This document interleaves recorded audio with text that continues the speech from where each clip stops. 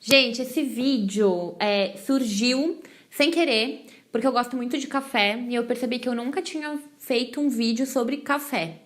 E aí eu tenho alguns convidados hoje comigo e a gente estava discutindo sobre qual o melhor café, quando tomar, por que tomar café. E aí o vídeo vai ser sobre isso hoje. Vai ser um pouquinho interativo, vai ter umas perguntinhas, vai ser meio que um bate-papo. Então, se você quiser saber se o teu cafezinho tá te fazendo bem ou tá te fazendo mal, é só continuar e ver o vídeo no canal. Rimou. Até rimou!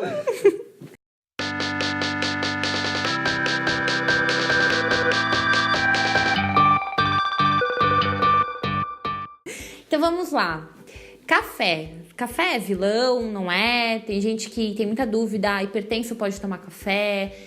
Se eu tomar café à noite eu não vou dormir. Então a gente vai tirar algumas dúvidas. Primeiro falando um pouquinho do café. O que tem no café? A gente só pensa na cafeína, né?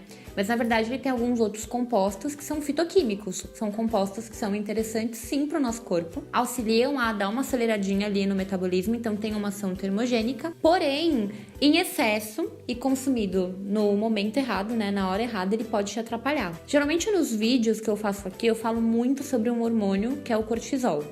Quem não lembrar do cortisol, depois a gente coloca o link, né, Gui? De um videozinho que tem só falando sobre ciclo circadiano, aí eu falo um pouquinho do cortisol. Mas basicamente o cortisol, quando ele está alterado, ele vai aumentar o nosso... Na verdade, diminuir... Aumentar...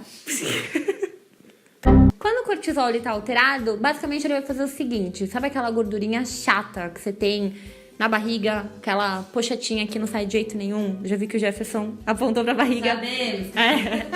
Então, essa gordura, toda vez que você toma café na hora errada, você aumenta o cortisol, porque o cortisol tem afinidade com a cafeína e você pode contribuir para essa gordura aumentar. A culpa não é só do café, é do pastel, é do biscoito, é daquele macarrão fora de hora, é daquele carboidrato refinado, mas o café também pode te atrapalhar um pouco.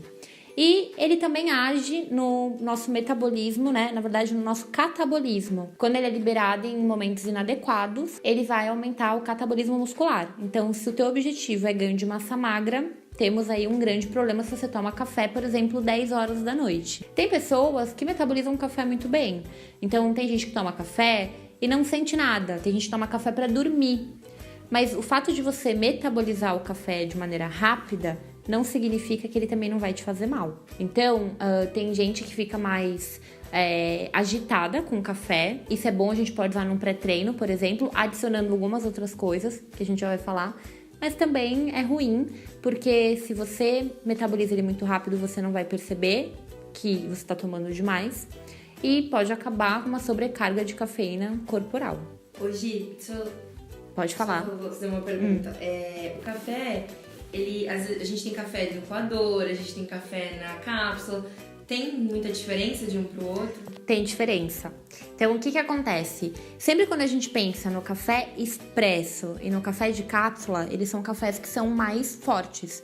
Tanto que você consegue comprar o extra forte, ele tem notas diferentes, né, de café. E aí, quando você pensa no de cápsula, além dele ser muito mais concentrado, porque a gente normalmente coloca para uma cápsula 50, 80 ml de água, você ainda tem liberação do alumínio. O alumínio é um metal pesado que está presente na cápsula. Quando você usa a cápsula, depois abra que você vai ver o alumínio ali. E como a água está numa temperatura muito alta, você acaba liberando alumínio no teu café. O alumínio é um disruptor endócrino. O que significa isso? Ele atrapalha na produção e na ligação de alguns hormônios no nosso corpo. Então imagina, tem a cafeína que já pode te causar um catabolismo. E ainda tem o alumínio, lascou o nosso resultado se ele não for consumido de maneira adequada. Por isso que tem que respeitar o que está no plano nutricional. Quando a gente pensa no café de coador, ou de pano, ou de papel, é mais interessante porque a gente acaba colocando um pouquinho mais de água e também ele não vai ter a contaminação por alumínio. Ele é um café que ele é de pó, né? Então o pó ele tem uma concentração menor de cafeína. Ele é um café mais fraquinho. Então é muito melhor a gente consumir pensando na quantidade. Um exemplo básico. Eu consumo em média de 300 a 500 ml de café por dia. É ruim. Então, eu tento consumir nos momentos que são mais interessantes. Então, geralmente eu consumo 1 horinha depois do meu café da manhã, para não atrapalhar na absorção de nada do meu café e da minha refeição, né? E também não consumo logo quando eu acordo, porque ele tem afinidade com o cortisol e a gente tem um pico de cortisol lá entre 6 e 8 da manhã. Então, não é legal a gente tomar muito café nesse horário. Só que, como eu gosto de tomar, é muito mais o fator psicológico, é o hábito de tomar o café, então 200 ml de café eu transformo em 500, eu tomo um chafé, que não é tão gostoso quanto, mas eu estou me desabituando, eu estou melhorando esse hábito, mas essa questão de hábito vai ficar para um próximo vídeo que a gente vai fazer também. Alguém tem mais alguma pergunta? Então, quando você toma, você coloca açúcar, você toma um adoçante ou toma puro? Então, gente, quem gosta de café, toma café puro, não usa açúcar nem adoçante. A gente tem que parar com essa mania de querer mudar ou melhorar o gosto do alimento. O alimento, ele tem aquele sabor, e se você toma com açúcar, eu sinto lhe dizer, você não gosta de café. É só uma questão emocional mesmo de achar que o café vai te alegrar e vai te dar um up, tá? Mas, Gi, o adoçante não engorda. Sim, o adoçante não tem caloria, mas ele também é um disruptor endócrino. É um químico, gente. Adoçante não é bom. Tem paciente que chega no consultório muito viciado. Eu não tiro de uma vez o adoçante, mas não é legal a gente ficar consumindo adoçante. Agora, imagina, quando a gente pensa em açúcar, o açúcar, ele aumenta o nível de um hormônio que se chama insulina. A insulina, se ela é liberada num momento errado, então num pós-treino, é ótimo, porque ela vai promover ali uma melhor absorção do que a gente vai consumir e você tem até um aporte, um ganho de massa magra ocorrendo de maneira adequada na nossa janela anabólica.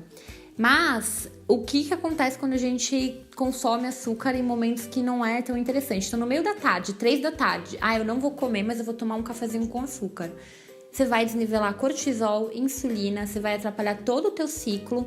E aí, quando você tem essa desnivelação desses hormônios, né? Quando você atrapalha o teu ciclo circadiano, você ferrou com tudo que você fez o dia inteiro. Então, antes de tomar esse café, pensa bem qual o momento que a tua nutricionista colocou. Pergunta pra ela se pode ter o café, caso ela não tenha falado nada. Porque tem alguns momentos que são melhores e outros que são piores. Mas isso vai depender do contexto do plano nutricional. Então, quem vai falar pra você melhor no teu plano vai ser a tua nutri. Mas, em termos gerais, tomar café em excesso faz mal, aumenta a quantidade de cortisol no nosso corpo. Se tomado com açúcar, lascou. Se tomado com adoçante, piorou. Tá bom? Mas o café não é ruim se a gente tomar de maneira adequada. Assim como qualquer coisa na dieta, o excesso vai fazer mal. Terminou as perguntas. Vamos tomar um café? Vamos tomar um café, então. Mas dessa vez não vai ser um café de cápsula. Vai ser uma quantidade pequena e num horário adequado. E sem açúcar. Até mais, gente. Esse foi o recadinho do café aí pros café lovers da vida.